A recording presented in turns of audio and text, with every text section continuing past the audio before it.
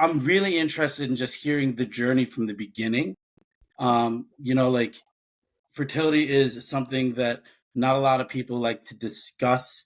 It is something that impacts 20% of the population, which is a significant chunk, and those numbers are rising annually. I'll just kind of start with our journey and like why this is so important to us.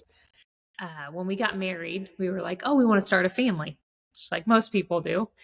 And it didn't go as planned. We got pregnant, by the grace of God. I thought, oh my goodness, like, what a blessing. This was so easy for us.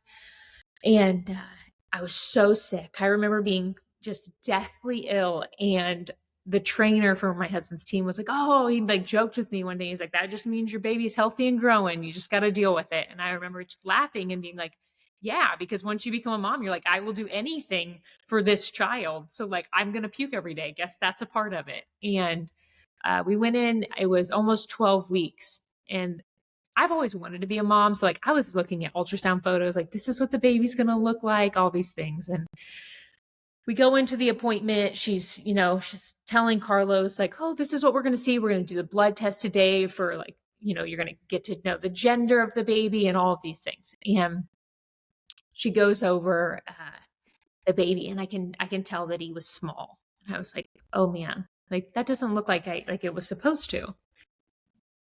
And I remember her just being really quiet. And then she kind of turned to me and was like, I'm sorry, but I think there's a problem. Like I'm not sure exactly what's going on. We're going to do some blood work, but I can't find your baby's heartbeat.